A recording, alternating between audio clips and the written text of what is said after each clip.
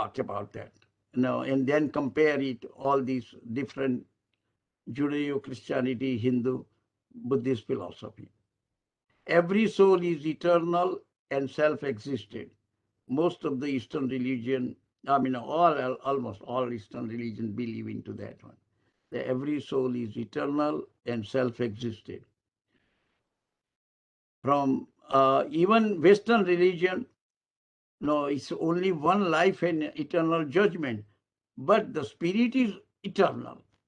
Okay, you got one life and your judgment is there, but your soul does not go away. Once you are in this world, either you are going to be eternal hell or eternal heaven, but you don't extinct. On a judgment day, there's another concept of the Western religion. On judgment day, every soul will rise from the grave, and God will assign sinners to hell, and the pious people, he will take it with him to the heaven for permanently blissful state to live with him. Okay? From beginning of the time, soul is ignorant. Like how did we begin? We are ignorant or in mithyatva from of its our own true nature.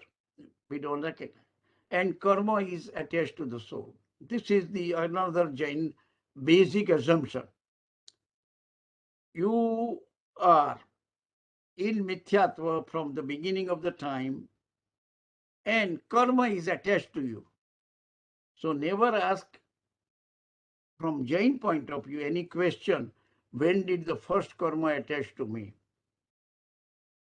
Now, that is irrelevant question. It is not going to, there is no answer in Jainism anywhere, that kind of the question, because from the beginning of the time, you are attached with the karma and you are also ignorant. Both conditions exist in the beginning of the time. Then and then, the whole philosophy you can answer logically. If you challenge these two conditions, then Jainism falls apart. Okay? So, soul is ignorant of its true nature. That is like nigot state. If you really look into it, it's a kind of a 100% ignorant state. No, there is 99% ignorant state. You cannot call it 100, otherwise it becomes ajiv, non-living substance. Okay? There is some light there. Okay? And that you can expand it.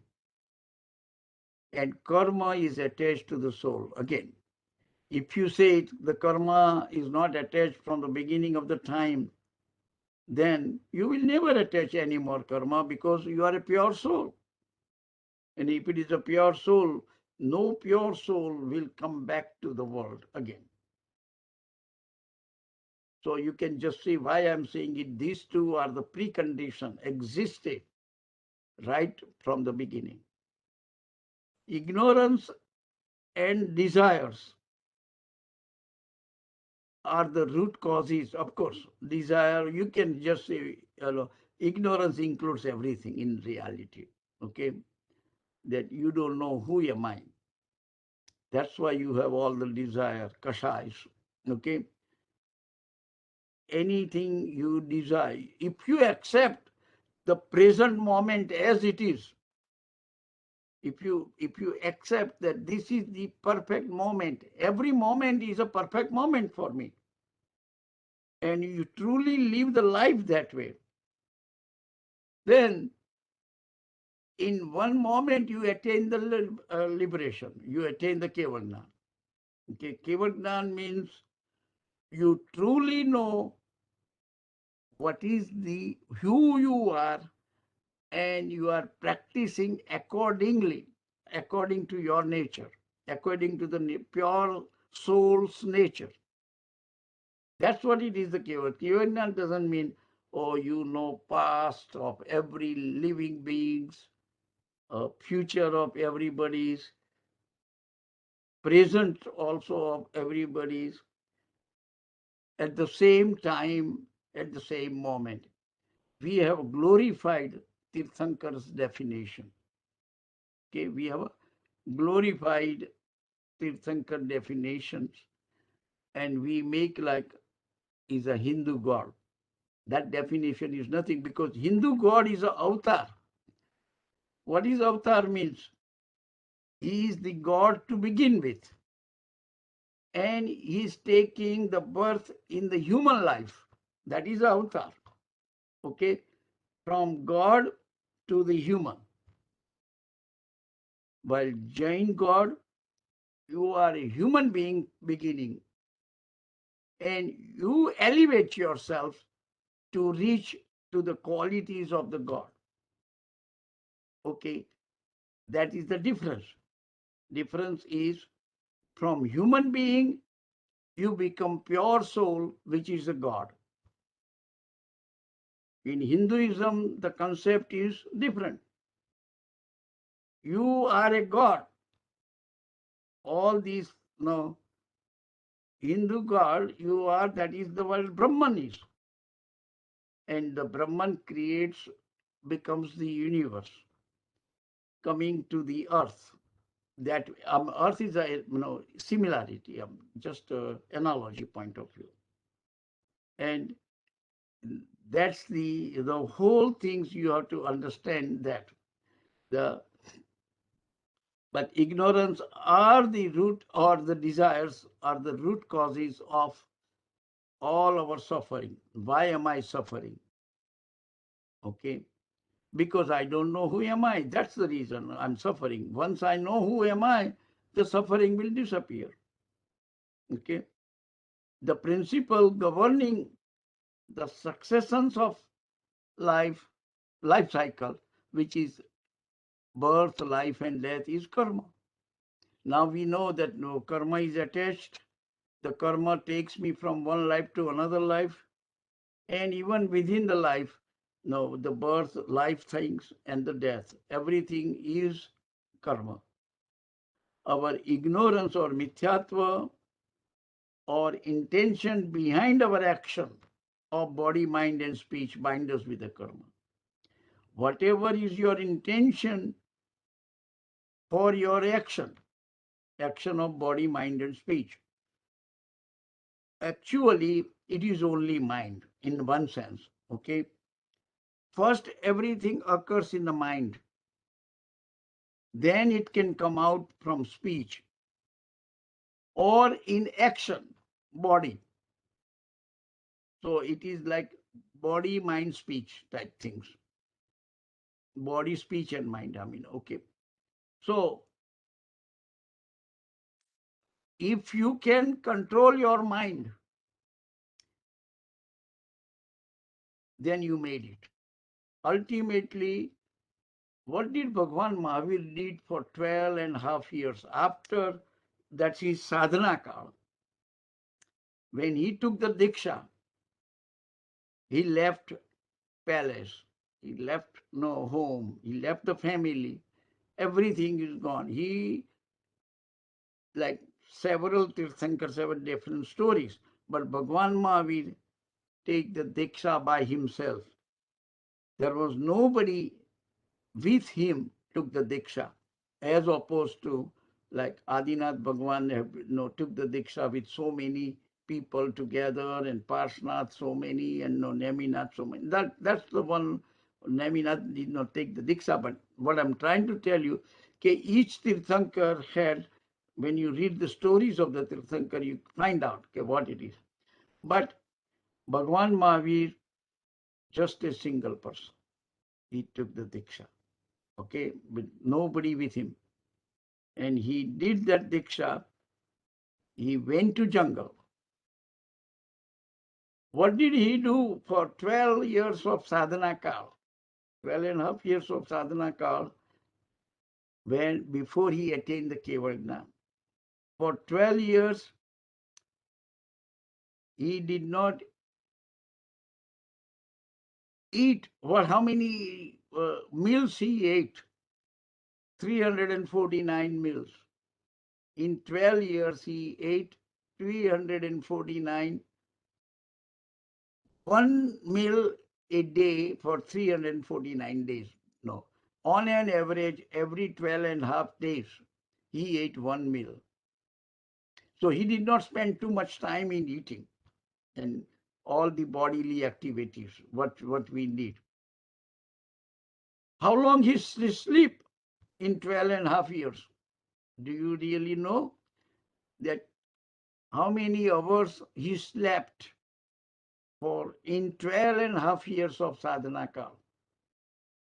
Could you believe it is only 48 minutes? No, he says, no, it's impossible, right? Everybody will say it. It is right in the Mahavir's Bhagwan's life, okay, from Acharang Sutra. You will see it. If Bhagwan only slept for 48 minutes in sadhana kal of his 12.5 years. So he did not even sleep that much. What did he do for 12 and a half years then? He did not spend too much time in eating, like 1 hour or 2 hours, whatever it is, every 12 days.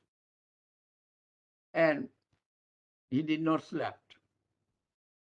He was completely aware every moment of his life of 12 and a half years that he does not become like victim of laziness.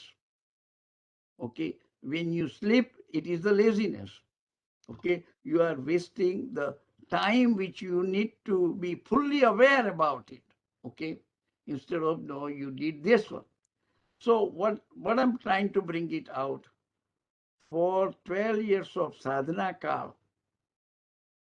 Bhagavan Mahavir did the sadhana of dhyan. Dhyan means he was engrossed in the qualities of the soul. He wanted to remain within the qualities of the soul, sadhana. And he accomplished that at the age of 12 and a half years of all the sadhana kal at the end of it. Now, in a layman term, I could say Bhagwan can control his mind.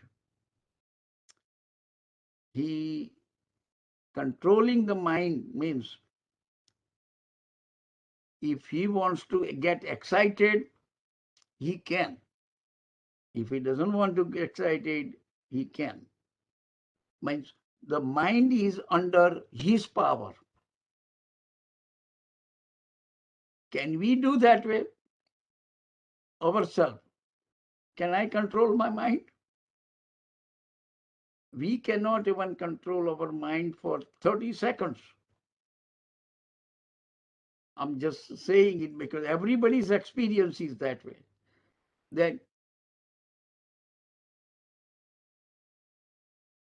the whole sadhana kal in Jainism, anything, is ultimately, can you make your mind stable without any excitement,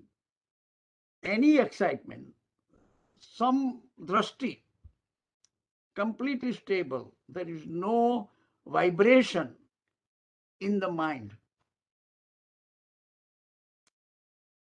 If that mind, that kind of the mind, you can develop yourself, then there is no thought in the mind because it is under your control. And if you don't have any thoughts in the mind, it is called amani dasha.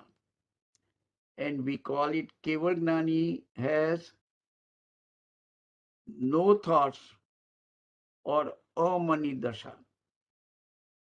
the definition of mind, I told you, no, in this series, the definition of mind, rate of flow of thought.